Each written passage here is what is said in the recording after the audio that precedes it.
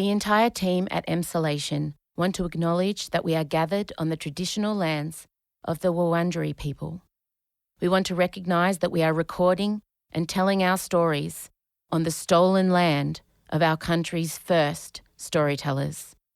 We wish to pay our respects to all Wurundjeri elders and ancestors, and to extend that respect to any First Nations peoples who listen to Emsolation. We recognise Aboriginal and Torres Strait Islander peoples' continued connection to the land and waters of this country, and acknowledge that sovereignty was never ceded. Always was, always will be. Em Rusciano I am the Epworth Hospital's worst nightmare. and Michael Lucas. Taylor and Travis did almost end my life. This is Emsolation. Do you think that's what drove him to shave his head? You're in Emsolation. Well, hello there and welcome to Emsolation. My name is Em Rusciano. I'm a writer, a singer, a stand-up comedian, a maximalist power queen, a neurodivergent magic brain and a podcaster. And together with my best friend since I was 11, award-winning screenwriter Michael Lucas, I bring you this podcast every Thursday. Hello. How are you as we crawl to the end of the year? We're mid-November? I imagine your minds are turning towards Christmas and the exhausting mental load that entails. I'm getting asked, what are you doing for Christmas? Are you looking forward to it? And I'm brutal about Christmas. I look people in the eye and I say, no, I don't look forward to Christmas in any capacity because it's just more work. And every year I say, right, this year, where everyone's just getting one present, I'm not going to do the tree. I'm not going to all the extended family things. I get really funny about being expected to attend events where I don't see or talk to the people for the entire year, and then Christmas Day or near Christmas Day, I'm expected to go and be with them. And it's like the last time we spoke was last Christmas. I feel like Christmas gets done backwards. I would much rather spend Christmas with the people I actually interact with and see and socialise with. I don't know. Every year I make this statement. Every year the spirit of Scrooge takes my body. But as you all know, every year I just get a whiff of pine and then the pink Christmas tree's up. We're picking a theme. Oh, God, I just felt something happen. I just felt my brain just heard the word theme, and now I'm thinking about what's my theme this year for Christmas. This means I might have to go and get new baubles. Maybe we need a new colour Christmas tree. Where am I going to put it? Can I rope everyone in? Can we have a night where we're playing Christmas carols and decorating the tree? You all witnessed Christmas take over my body. Damn it! I felt it. I felt the exhilaration of hyperfixation take control. Oh, no. I'm going to do it, and I'm just looking at a giant disco ball in my office. All right, fine. Christmas is back on. Surprise, surprise. Surprise, surprise. Surprise, surprise. Christmas is back on. Other than that, my bar humbugging.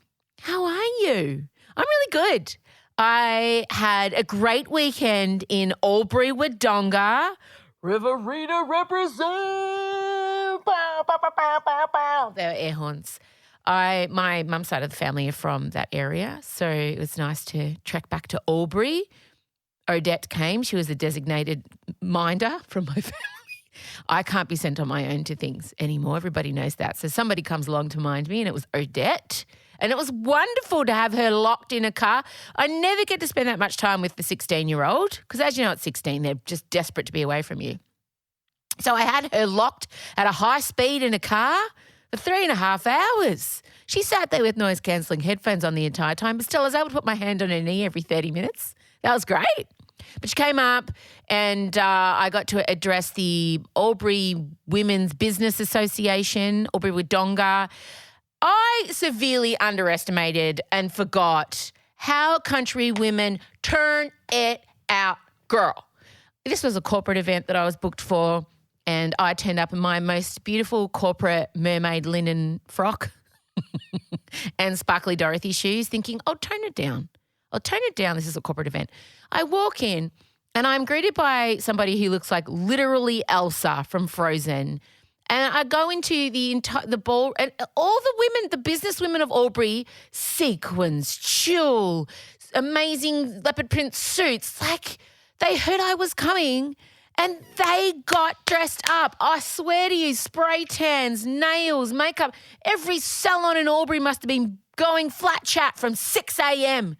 Some are in a heap. There were some exhausted hairdressers. And the woman who's the head of the Albury Business Women's Association, she's also a hairdresser, a beautician, and she was handing it over to another beautician hairdresser. I loved it. I gave my little speech. I love giving speeches. Quite frankly, if you work for a corporation who can afford me, get me in. Truly, I'm expensive, but I'm worth it. I love showing up to huge corporate events and just blowing their heads off. But the Albury women, Albury Wodonga business women, they were up for it. They answered every call, every challenge. I had such a great time. I really, really did. So if you were there, thank you so much for coming. And thank you for dressing up. I see you. And at the start of my speech, I give every woman in the room the opportunity to just leave behind any guilt she's feeling being there, any uncomfortableness, any worry. I know the run-up it takes to attend these events. I see you all, and I just want to hold you. I want to hold you in my sweaty hands for the next hour or so. That's what I do. But I had a wonderful time. I really, really did. What else have I got to catch up on? Well, on Friday, tomorrow, if you're listening on Thursday, tickets officially go on sale for our Melbourne show. We're part of the Malthouse Summer Outdoor Series. Some great other people performing. We're giving you 2 shows. The first one is nearly sold out already. That went on sale just for our extra subscribers. And now a second show has gone on sale. February 21 is the second show. Tickets on sale Friday. Get in, be quick. They will sell out. It's a smallish venue. It's really intimate. There's proper wine glasses, proper snacks. Michael and I are going to do a show. I'm going to do some singing. It's going to be a lovely it's going to be delicious. It's going to be so nice. Outdoors. We love an outdoor show. Snap the tickets up if you are in Melbourne or you're in Victoria around mid-February. I know that's around the time Taylor's going to be here. You know, Taylor and I, similar size venues. That's all I think I have to tell you. Enjoy what's to come. Of course, this week we must discuss the run and kiss that stopped the world. I speak of Taylor Swift and Travis Kelce. What else? We get to speak to resident Tay-Tay correspondent, Salater Cassie. She sent us an amazing email saying, I'm as unhinged as Swifties get and I would love to be your correspondent. So she got the job. We get all the guff from her. We also find out where Barbara is at with the Barbra Streisand autobiography. And I had to be in the hospital with my eldest child. And there's a story to that. Of course there is. So you've got all that to look forward to. Thank you so much for being here. Truly. Enjoy. Play the music.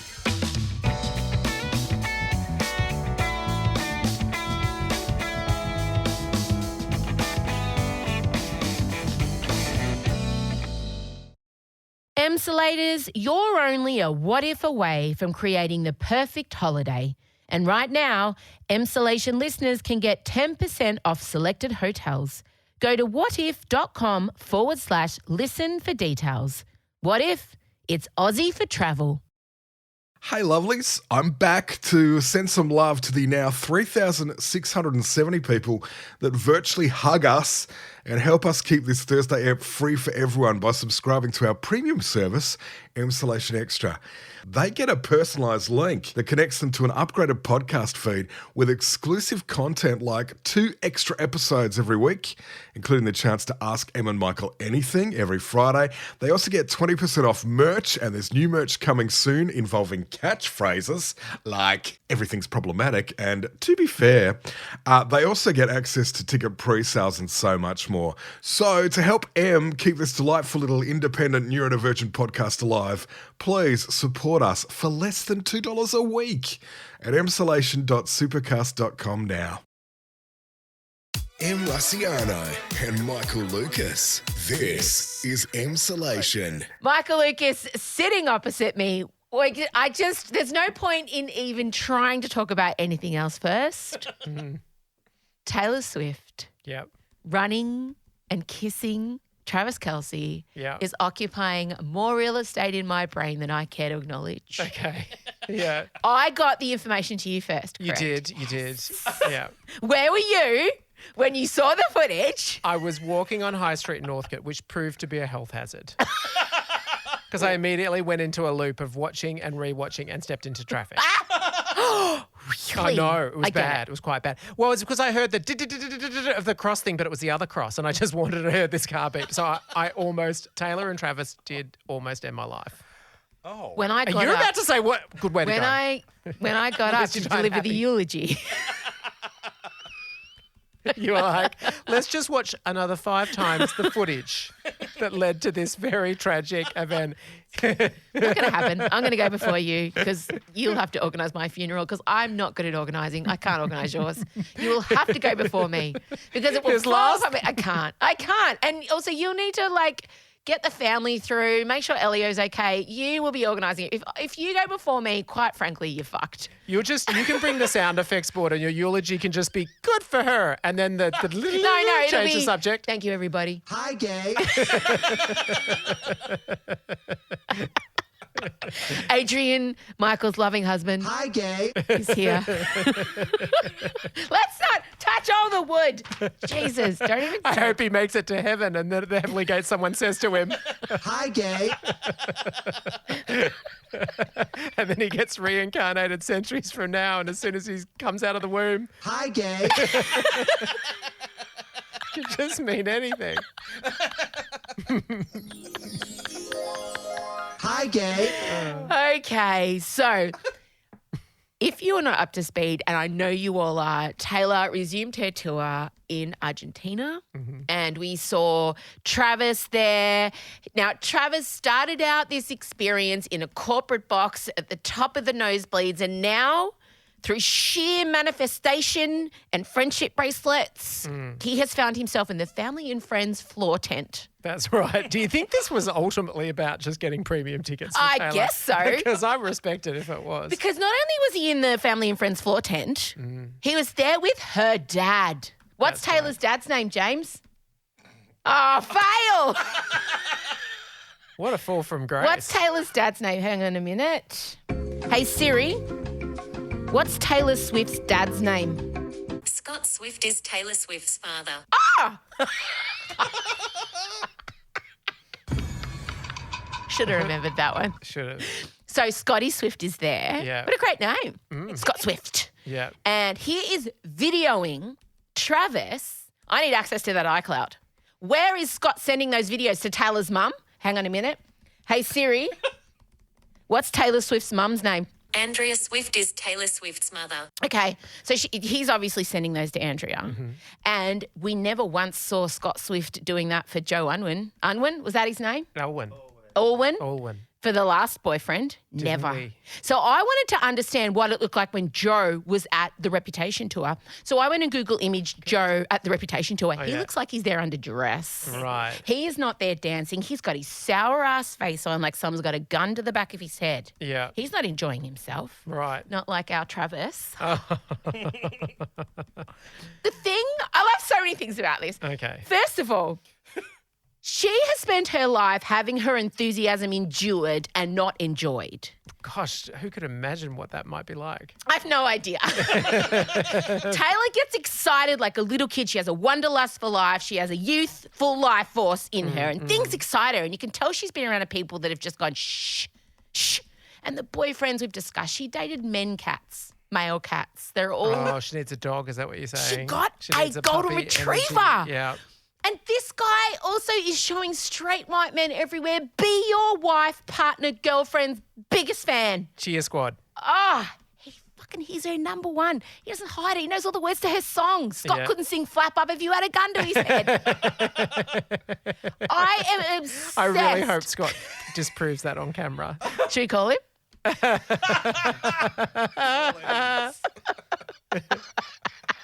Hey Siri, call Scotty I Sparrow. Let's see if Scott Barrow can sing Flap Up. Probably won't answer because he can see it's me on the phone. So it kind of proves your point. Nah, why would you answer? I'm not. It's fine. Hi, this is Scott. Are you joking? He's screened. I don't Um, think Travis is screening Taylor yet. No. If Chella doesn't answer, I mean, Well, she she's has to. incapacitated She has that in a end bed. tone. No, she sounds pretty strong. Actually, that might be funny. Okay. Hello. Ah. We were just saying that Travis Kelce's singing along to Taylor's songs, and we wondered if Scott Barrow could sing any of Flap Up, Yeah, but he's not answering his phone. Can you call him into your bedroom? he's not here. He went out. What? You knew that. Where is he? I told you he went out last time we were on the phone. No, but he's supposed to be home looking after you all. Well, he's not. This is really. All right. We've opened a Pandora's box here. I'm going to go check on the Stalker app where he is. Goodbye. What the fuck? Oh, God. Lucky this isn't live. Where is he, little shit? What? Why is he there? If he's in Argentina, I'm going to really pay it. Why is he back at that fucking bike shot cycle house? Is that where he is? Yeah. Oh. Brand. Oh my God. Anyway, the thing I love is that he genuinely enjoys her. And when you watch the footage as many times as I have, okay, so you describe the footage of her running. Do Okay. you think this was preordained? Oh, I have many questions. Okay, So- okay. My first question is when she's running towards him, is it the first time she's seen him since they've both been in Argentina together? What do you think? It felt like it was to me.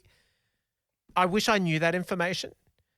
Or had they been hanging out beforehand? We are going to be getting Cassie, Okay, our who can Taylor tell us? correspondent. Like she's on. probably got flight tracker on Travis. I She's would say probably- so. Or Taylor's jet. So what happens is she's clearly, it's post-show. Yeah. And she's being sort of walked, I imagine, from the stage situation to the backstage situation. There's a little part where she's visible to a small portion of the crowd, I would say, but she would know that there were people there that were holding phones. 100%. And then he's standing at the entrance to the private area, fully on display, mind you, grinning, hands behind his back, which is I focused on a lot. Me too. Yeah, so she sees him, Yeah. and clearly maybe it feels like, unless it's been very carefully staged, which it could have been, feels like it's a bit of a surprise, and she starts running, races towards him, and then fully wraps her arms around his neck, and then gives him a pash, and then he swings around, and then they wander off, and then behind a black curtain, presumably to have sex. Have sex. Well, I Of think course. they're going to have sex and also not speak because she doesn't speak in between Can't the speak. shows. Silent She can sex. Yeah. No, can't even moan. It puts pressure on your larynx. moan. Okay, but She can hum. Humming's very good for a cool down after a big sing. Mm. So you do have to cool your voice down. So she could hum during sex. when she's racing towards him, I think it's maybe the most electrifying part of it for me, and at least initially on the first 500 watches, was his stance and demeanor. And it's the So cheeky smile. Yeah. But then hands behind his back. And what I liked hands behind his back was it was very much like, I'll let you decide. You'll set the tone. Yeah. set I'm the just tone. standing here. I'm here if you want me. Yeah, here if you I need. will respond. Good wing defense. And I've obviously positioned myself here, which is a little bit cheeky, Yeah. but I'm smiling Yeah. about it. Yeah. And you decide Yeah. what you want to do. And she obviously thought, I'm going to tonsil hockey right now. She knew. We Yeah. needed this shit. Like it was Mr. Sheffield and the Nanny season 5. We're like, okay, guys, we get it. You're on, but we need you to fucking show us some serious physical shit. Yeah, we've seen enough of Taylor in a box at the Holding hands, at cheering, the like football. getting in and out we're of across cars. that image now. She knew. She knew specifically that my interest was waning. Mm-hmm. And so this kiss, oh my God, it gave everything I wanted. And I imagine, because he's so powerful, he picks her up, he spins, and I imagine that's the move, that they can, because pick her up and have the sex on Okay, a wall yeah. or a kitchen bench or it was just hot. Everything about it was hot. And the fact that he's there and he's dancing and he's singing and he's holding up a sign, which I don't get, but we'll ask Cassie to explain. Okay. We will stay, the sign said. I don't really get it. Let's get Cassie. I just want everyone to know Cassie sent us an email and it said, If you ever need a Taylor correspondent who is totally unhinged and knows everything that has ever happened and every theory in existence, I am your girl. Not joking. My Taylor knowledge would dominate Michael's Madonna knowledge. Love you guys. I mean, she got the job. That's all it took. Okay, let's get her on. Cassie, Hi. how are you? Oh, just in a strategy day, living my best life. We love that we now have an official Tay-Tay correspondent. Woo! Cassie, we're obviously all aflutter over the recent footage of Taylor running and kissing Travis. Mm-hmm. Same thing. Michael has questions first up. Yeah. What Love did you it. want to They're know? very specific. Yeah. So at the concert, Mhm. Travis was holding up a sign, a printed sign that said, "We will stay." Yep. And now I thought that maybe he was holding up a sign that was like what song he wanted her to sing as one of the surprise acoustic songs later. Yep. But I don't believe she ever sang a song called "We Will Stay." So what was the sign for? Okay, so there's a part in her song, The Archer, from the Lover album, Yeah. that in the bridge it asks who, like when she's anxious, she repeats lyrics over and over again. So she asks, who will stay, who will stay, who will stay? And then the final line is, we will, or you will stay. Sorry. So then it's a thing at the tour where we're all going, we put up a sign saying, we will stay. Oh So my we're God. answering that question. Em's a flutter. I think she just ovulated. I love don't know. She is. I love him. That's the best If possible he- answer. If he fucks this for us, I will be so mad. She could fuck it too. No, it's always them. So yeah, so it's different. Like when you think of Travis to where you think of Joe, and not to put the men against each other, but we absolutely are putting them against each other. Obviously. Like Joe used to sit there in a cap, looking really sullen and cool, too cool for school. Where Travis is making the friendship bracelets. He knows the calls. He knows the dances. He made the little sign. Oh. That's something all the Swifties do. Like he's actively getting involved in the fandom. Yeah, yes, someone else has made a similar analysis. She's feeling pretty. I'm here for it. He's a Swiftie. He is an out and out Swiftie. He is a fan. He's a literal fan of his partner, and that is what all men should be. I fucking love it. Yes, he's watching his girl succeed, and he's like not stepping on her toes. He's totally supporting her. Now, Cassie, Michael also wanted to know something else. I think this will be a lot harder, but let's see how. Yeah. Okay, so we're all familiar with the footage when she races towards him and throws her arms around him and kisses him, which we're absolutely assuming is like as soon as the show is finished, right? Like she gets off stage and that's what happened. Now, our question is, was that the first time they saw each other in Argentina? Do you have any intel on that? Was it, had he flown? No. Oh, it wasn't. Okay. Go, Cassie, go. So there's bits that we know and there's assumptions we're making, like Okay. obviously. It's good. But they had been out to dinner already, so we know it's not the first time they saw each other. Okay. They might have planned it at dinner. Yeah, I just think he's delightful. And do you know what my favourite bit about that footage that no one Yeah. well, the Swifties are talking about, but I guess the wider audience might not know, Yeah. is she's running up to him and obviously they're in a public place. He's so fucking respectful that he's got his arms behind his back and he's letting her decide yes, the look. level of, I guess, public display. We did talk about that. We don't worry, we've We're identified tragic. that. I think we can call ourselves Love Swifties that. now. We really did. No, we love that. So the next question is, what's your read on it? Do you think that he was surprising her by being there? No. No. No, because he's already been to shows. Right. Okay. No, I meant at like side of stage. positioned at side Yeah. of stage like that, like because it seemed like she suddenly it seemed like she got very excited and then raced towards him. Well, she did that for Joe as well. We saw that in the Miss Americana documentary. So I think but the difference is, I guess, that was backstage where this is in the public. But we've already seen footage like pre-Travis time of her running up to, say, her dad. So, Right. or running up to her mum after the show. So I think it's like a commonplace Yeah. for like people in her team. Have we ever seen Scott Swift as involved with a boyfriend as we are seeing right now? I think like Scott is always been pretty supportive. Like he might have had favourites and not favourite boyfriends. But I think it's always been a a really important thing for her has always been her family. She's been super obvious about that. So you can see through all of the boyfriends and significant relationships in her life, they've all been involved with her family at one time or another. So I don't think that bit's It's anything particularly new. I special. just think the commentary around it Right. is much more new and evolved and celebratory than it has been in a really long time. So do you think this is her end game? Oh, my God. Yes. Well, even, and again, this is going down the Swiftie way we've interpreted things. We welcome it. Thank you, love. When she first started the Eras tour, it's when they had, well, we didn't know exactly yet, but she was singing Lover, which is one of the opening, in the opening set. And she looked like she was crying and it was really hard for her. This weekend in Argentina just gone, when she's singing Lover, she is beaming from fucking ear to ear. And I think so like, that's where you sit there and go, we all fucking loved Joe until we stopped loving Joe.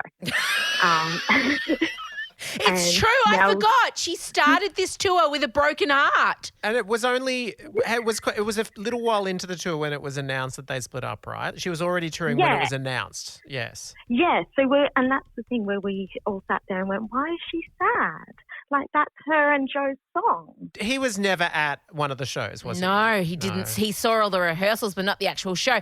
And now this tour has been going so long that she's like, every song takes on a new meaning. And then to even go to changing the words. And, oh, God, haven't I seen the footage of her dancers reacting to that? Have you seen the footage of her dancers reacting to? Oh, and that's the thing I think nobody knew beforehand. Like, that was not planned. I think that was Travis had no fucking clue that was happening. I've watched that footage over. Do you know, like, can I bring, like, this is my only anxiety. I don't want to be. No, I don't want. no. Okay, all right.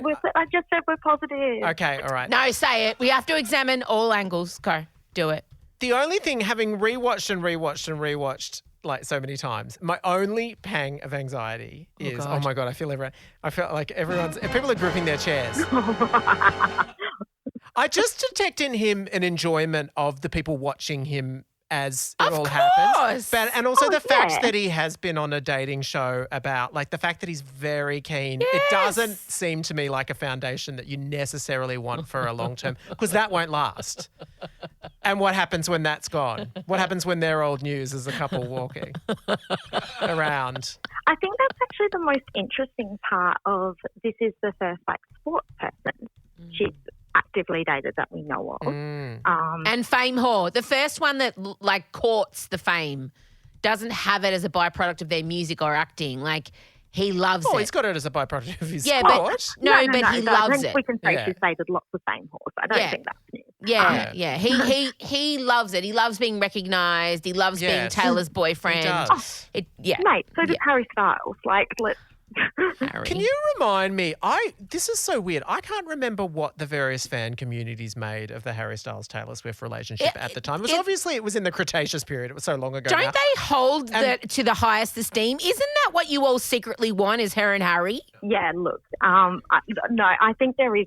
So I don't think they want her and Harry like back together anymore. But they love that. I guess it was an unproblematic relationship, and I'm putting that with an asterisk that I'm going to come back to.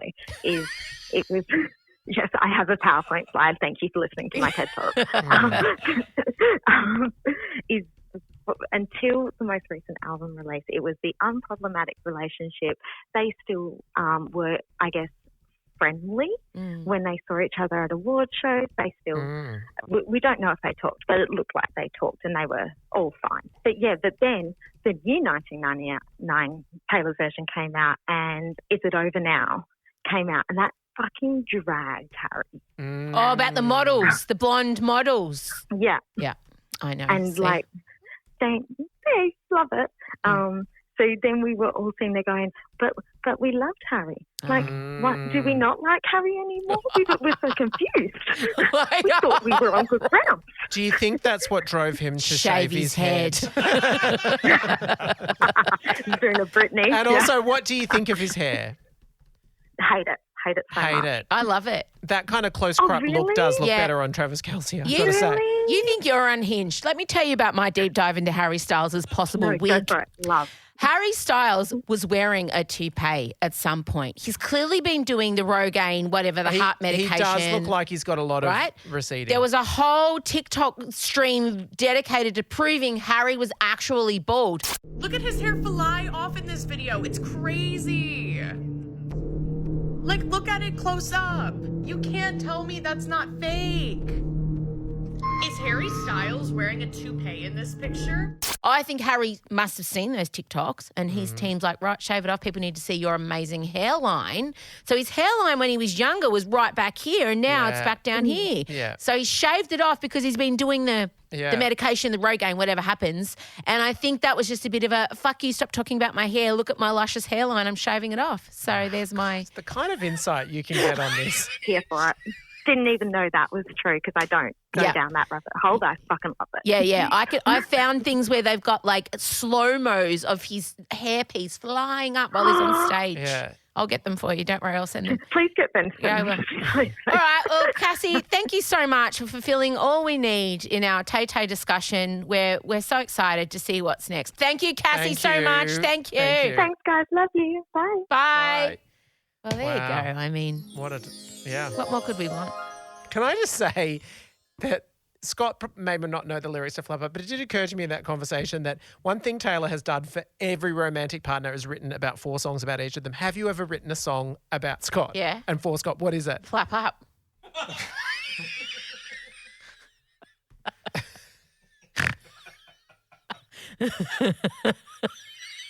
He rang me back. Should we Yeah. call him and see if he can sing it? Okay. Here we go.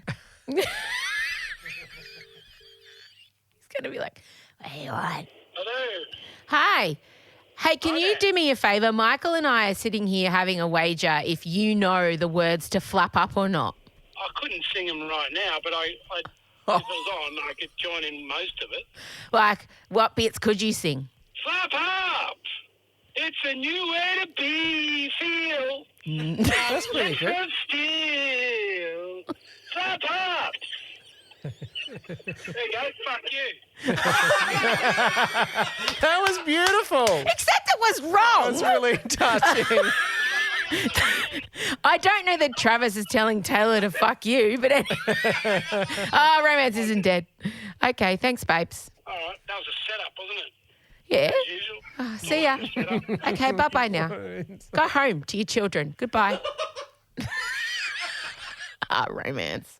I really hope at the Sydney live show, is Scott going to be up in Sydney? Nah. No, of course he's not. Damn it, because it would be really funny if we positioned him and at the end of the show you raced towards him and recreated it. I would really love it. I mean, we could. We could. We could if we wanted to. Gang, last week my middle child Odie and I travelled to Albury-Wodonga for a short stay so Mummy could do a speech and meet the glorious kick-ass businesswomen of the area. And you know what? I got to say, I was living for a delightful regional escape. And here's the thing. What If is already onto this as a new travel trend for 2024. With new hotels, restaurants and experiences popping up across the country, Regional Australia now offers an entirely new experience and they're calling them Regional Glow-Ups. I love that. You're only a what if away from a glow-up getaway with a whole new range of exciting openings outside of the city. From Lorne and Geelong in Victoria to Newcastle and Bellingen in New South Wales and Kirra in Queensland, there's just so many brilliant options awaiting you. Now's the time to start planning your 2024 getaways on the What If app. You can book accommodation, flights, car hire and more. What if it's Aussie for travel? I got to say, thanks to each and every one of the 3,670 people who subscribe to our premium service, Emsolation Extra. Each one of you keep this Thursday episode free for the over 65,000 people who listen each month. You help us pay our rent and our staff, including my wage, and you're also important to us. And obviously, Em isn't a hugger, but I bloody well am, and I would squish you with deep hugs of thanks any day for your commitment to us. If you haven't become a member of our premium service yet, here's what you're actually missing out on. You get 2 bonus episodes every week. They're the chaotic, hilarious, unmasked versions of this show. Em and Michael get to go deeper. They spend more time having fun or just deep diving on stuff that they love.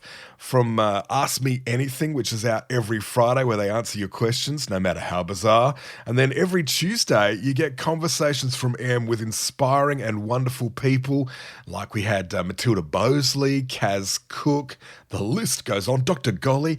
There's also Love Nundrums with her daughter Chella, The Marriage Diaries with her husband Scott.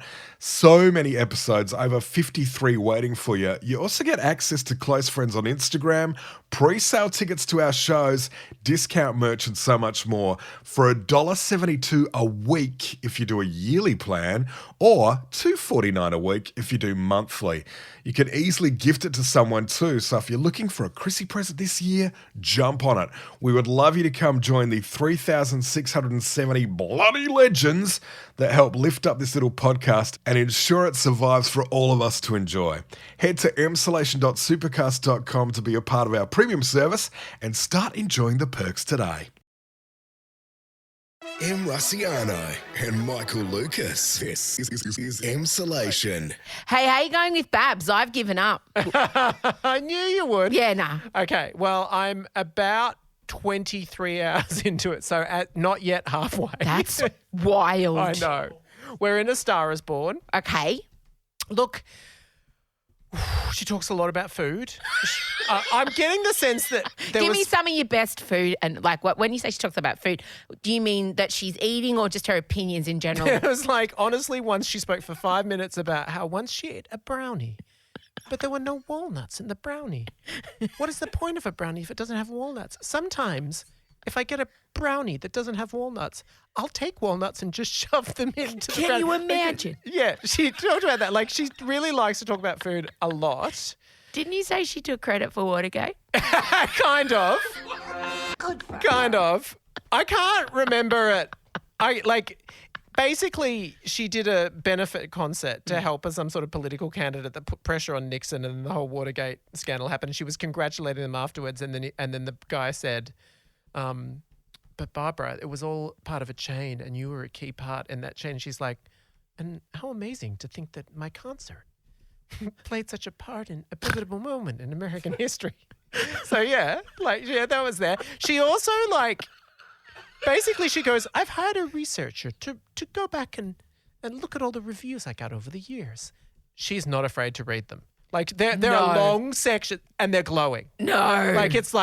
It's just this person going on for ages, and it's like going, "She's the voice of a generation. She acts through song. It's impossible to put into words what she feels." And then she'll go, "God, it's a good writer, that critic, isn't it? So insightful."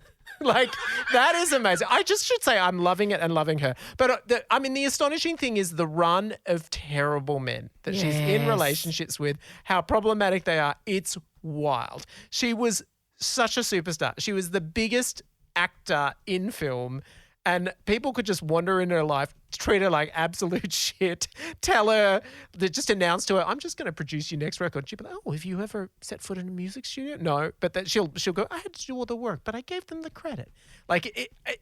It's wild. Thank God she got James Brolin, who knows his place. Oh, again, James Brolin, similar to a Travis Kelce. There are actually a lot of similarities. So many similarities. Yeah. Genuine fans of their partners. And look, Barbara has done many concerts where she has put up projected images of James Brolin and sang Evergreen to him. And I feel like we're just inches away from that. In fact, by the time Taylor comes to Australia, we're probably going to get Travis on all the screens. And she'll probably do. I'm so excited. She'll probably dedicate Lover to him. Amazing. So you think you'll finish? Well, look, people might remember that I was skeptical about how far I was going to get. So I think I'm pretty good to be almost halfway. The only thing is, when I think I feel like, is the 90s really going to deliver the Barbara content that I'm going to be riveted by? And how much do I want to hear about her and James Brolin? I have no doubt she ate some great meals in that period of time, and we'll hear about them.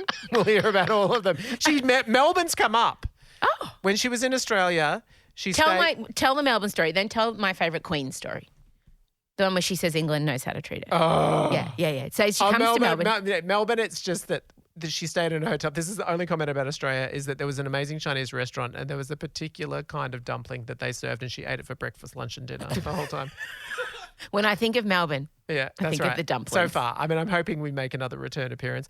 Her observation about the Queen, this does come up in the book. It's one of her favourite observations. Oh, it's my favourite. So she was always a bit disrespected on American sets and always depicted as being too controlling, too mouthy, basically, because she offered ideas. And as she will tell you repeatedly, it's not about my way winning. It's about you contribute ideas and you see what the best one is. That's my attitude. But a lot of people, their ego, they can't handle it. And they can't handle it from a woman. And so she gets attitude. She gets attitude all the time. But that was not the case in England where she went to Direct Yentl. And she loved the food in England. She loved the food. She got the cream. Oh, she loves the cream. She loves everything. Yeah. And then on Yentl, she'll talk about how she ordered pasties with the warm meat inside. She'll talk about that a lot. But she loved the way the crew treated her, and she has a theory about it, and that is because she thinks that British people can handle a woman director because they have a queen. Good for her. They also at the time had a female Prime Minister in Margaret Thatcher. And yeah, I know. Yeah, great. Well, I wish you well in your journey. I have tapped out. When she said, and I said to James, what's the phone? How do I turn this on? What's going on? Why is there a camera? I was like, what do you mean you don't understand phones? I'm out. That's what. There's also some bits, sorry, just one last bit. Okay. So there's bits where you're like, what? Like there's like Judy Garland came round to her house, went to a party, and they were really close, and Judy was quite motherly to her, and then clutched her hand and goes, Barbara, don't let them do to you what they did to me. And then Barbara says in her narration, which by the way is always so slow, but she goes, I don't know what she mean by that. I wish I'd asked her. And I'm like, what? Judy Garland's story is the most famous Hollywood story of all time. Just Google Barbara. Like, what do you mean you don't know what she meant by that? How do you not know? Also, we've realised she delivers her story. I've had to listen to it on 1.5 because it's very slow. She delivers it at the pace of Old Rose in Titanic. It's very much like the beds had never been slept in. It was the ship of dreams, and it really was. It's wild. I love it. Well, I've been at my daughter's hospital bedside the last 2 days. I'm Florence fucking Nightingale, I am. I mean, I am the Epworth Hospital's worst nightmare. I was going to say selfless and quiet about it. Is that what it is?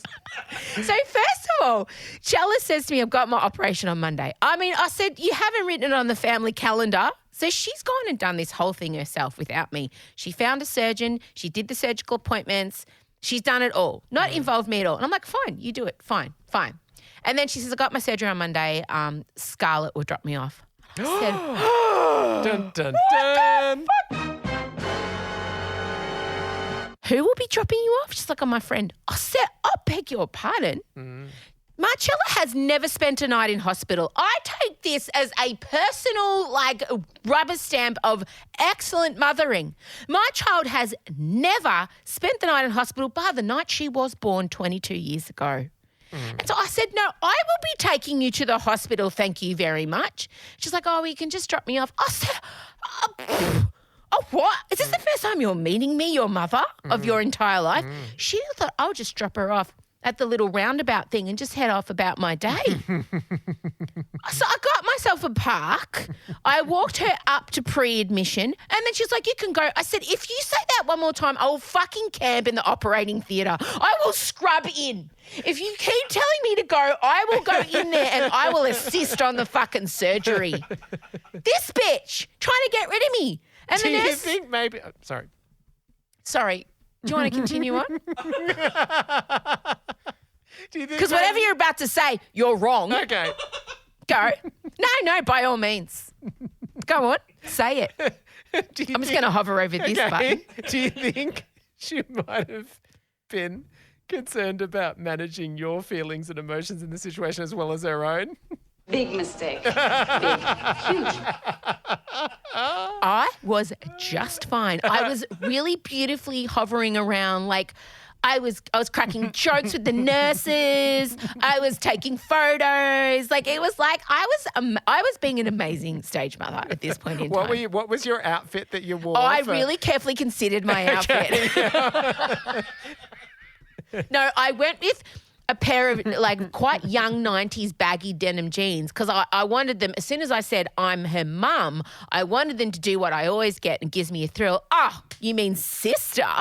So I wore jeans that were way too young for me. I wore my statement Crocs and I had like just a little it was quite cash. And I had in my backpack, Josh Lyman. And so we checked her in. She got all her stockings and stuff on. And as she's walking into surgery, she says to me, just go home. I said, I will not be I'll be here when you wake up. And so they take her in and I said to them, how long? And they're like, look, we don't know. We'll give you a call. And I'm like, can you give me a ballpark, ladies? Just a few hours. What the fuck is a few hours? So I leave the hospital. I go to get myself some food. I cut a lap of Richmond. It's about 3:30. I left her at 12:30. And I Googled how long does a knee reconstruction take? And apparently it takes 3 hours. So I'm starting to think, well, I must be getting a phone call pretty soon, right? Surely Chella's given them my phone number to call me when the surgery's over. So I'm waiting. I find myself a little waiting room. And then I'm like, I'm sat in the cafeteria. It was too noisy. So then I went up to the ward. I went and asked what ward she would be delivered to and what was her room so I could be waiting for her. I wasn't allowed to go into the room. So they said, you can go and sit in the small side lounge. Stunning view of the MCG, the city. It was, I couldn't believe the view. Yeah. So I'm sitting there reading my book, just sitting at 5:30 rolls around. I'm like, has there been complications? So I head back out to the nurses' station. I'm like, hi, just me again, guys. Just wondering if she's coming up. They're like, we'll give him a call in a minute. I'm like, okay. Can you just let me know? I'm just around in the lounge. Like, okay, sure. The one with the view. So I'm there, I'm waiting, and I stick my little head out. Every time I hear something, I'm like, meerkat, I'm up. Yeah. And I look around the corner and I see her being wheeled in. And I didn't get up straight away. He'd be so proud of me. I counted to 30. I imagined them wheeling her into the room, getting the bed ready. Like I was very patient and gracious. And then I walked into her room. And she burst into tears when she saw me and needed a hug. So fuck you. I was right. Imagine if I wasn't there for that moment. Imagine. Because there's so few times your grown-ass adult daughter cries and says mum and needs a hug. And I was fucking there. Yeah, you were there. Everything in my life led to that moment in that hospital room, and she was sharing it with a lady that witnessed it. I mean, where's my fucking... If there was a university handing out degrees on motherhood, I fucking graduated yesterday with a Bachelor of Legendary Mothering status. My daughter cried and needed a hug. I think more than anything, it's the attitude that's similar to Florence Nightingale. Just all of it. Florence, cut a lap of Richmond, beautiful view in the waiting room, and then fuck you, she needed me. That is... There is an addendum. Operated. There is an addendum. Yeah. They had given her ketamine.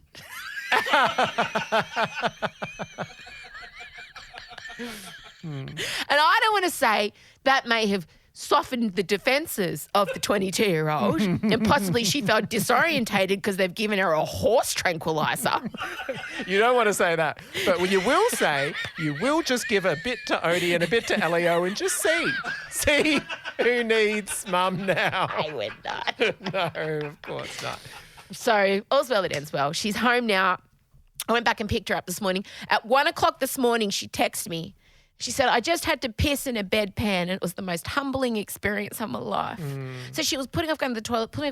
And I'm like, just press the call bell. Again, mummy's required. So she pissed in a pan. And you know what? Fucking good. Because that child needs hardships in her life. That child has never known tough or what it is to be climbing a mountain in Palm Springs in 48-degree heat. This was her Palm Springs. This was her mountain. Pissing in a pan in the middle of the night in a hospital bed. I'm like, one day you'll have to draw on that experience. Thank That's God. exactly what Florence said to the World War I soldiers. Good! So she pissed in the pan. She experienced some hardship. She'll go on to do great things now. When they say to her, what's the source of your trauma? She's got it now. She's got the source. She's got this. It'll Anyway, picked her up this morning. Great. Got her into the car. Got her home. Odie's in the middle of year 11 exams. Elio's got grade 4 fucking 4-year-old kinder orientation this week. I was going to say grade 4. Jesus Christ. No, Yeah. 4-year-old kinder orientation. She doesn't want a bar of because it means Yeah. a new teacher. Scott's in a South Morang bicycle store. I mean, Can I just tell you, it's a special kind of terror as the parent of an autistic child when their routine's about to change. So it's taken us 8 months for him to be agreeable to even go to kinder. But he does walk in, put his hands on his hips, surveys everything and says, on board, 30 seconds in, okay? So now we have to explain, new teacher, new kids, different environment. I'm like, this kid has just done his first wee at kinder this week. It's horrendo. So now we have to get him ready for 4-year-old kinder. There's just been a lot going on, mate. So I don't want to hear. What, didn't you send me a message saying you were going to go do a isolation tech. with what in it? Magnesium? Magnesium. I did it too. Imagine having the kind of fucking life Yeah. where you have the time to float in a magnesium isolation tank. Imagine Hi, gay. having that kind of life. You wouldn't want to do it anyway. You'd hate it. It'd be your worst nightmare. At this point, I'd have to just pour some Sax salt into a fucking cold bath. And You don't like baths. I hate baths. You don't like, and also it's very claustrophobic if you're prone to that. No, I don't like any of that. But the thought of, I just cried in the shower this morning. I'm so tired. And there you go, Insulators. Another bonkers episode. Okay, great. Well, that's it. Thanks, Michael. Bye, everyone. What an elegant ending. This is Emsolation. Well, friends, thank you so much for being here. Don't forget, if you would like even more content, premium content, actually, you can subscribe to Emsolation Extra right now. Go to emsolation.supercast.com for all the details. Tickets on sale for our live show happening Friday. That's tomorrow, on sale if you're listening on Thursday. Sydney, we're going to be with you in 20 short days, probably less, 15 days, and we're down to the count. We are. We're very excited. Get your last-minute tickets if you can. Remember, no ticket's a bad ticket. I know there's only ones up the back available, but wouldn't it be great if we're all in the same room together? I'll come and visit you up the back. You know I will. Have a fantastic weekend or week ahead. Oh, also, go and watch all the videos on Emsolation. Ben edits them all. James shoots them all, and we put so much effort into it. The grid has the gold. Please keep doing the purple hearts. That way I know that you've seen it and you're interacting with it. That really, I love seeing all the purple hearts. Purple heart says, Em, I hear you, I see you, I've gone to look at the video. So keep doing that. We're living for it. All right, gang, great weekend or week ahead, depending on when you're listening, and we'll catch you soon. Bye. Righto, thanks for listening to today's episode. I just want to remind you, you can help keep this little podcast alive for all of us by subscribing to our premium service, Emsolation Extra. You get 2 exclusive bonus episodes every week, including the chance to ask Em and Michael anything. And tomorrow in AMA, they're going to reveal their favourite musicals and what's the most expensive thing that Michael's ever bought, plus more of your questions that you want answered. You also get access to Instagram close friends, ticket pre-sales. We sold out a gig in Melbourne, 300 people, and that is just extra members because they got in early. There's also merch discounts and so much more. You can help give this independent neurodivergent-led podcast to more people. Support us for less than $2 a week on our yearly plan or less than $2.50 a week on our monthly plan. Get amongst it now at emsolation.supercast.com. And of course, Emsolation with Em Rossiano is recorded at Down the Hill Studios. It's hosted by Em Rossiano with Michael Lucas, executive produced by me, Benjamin Wasley, produced by Em Rossiano, edited by Ezekiel Fenn, with videos by James Henderson. Socials by Ben Wasley, Em Rossiano and Marcella Rossiano Barrow, with assistance from the lovely Jem Evans and Georgia Watts. Get more Emsolation. You can follow us on Instagram, TikTok. We also have a weekly newsletter and an Emsolation group on Facebook. Make sure you answer the question. I think the answer is Madonna, maybe Harry Styles. Anyway, please share this podcast with a friend if you can. Give us a 5-star rating and make sure you follow us by hitting the follow button on your favorite podcast app. Thanks for listening, and we will chat with you again next week.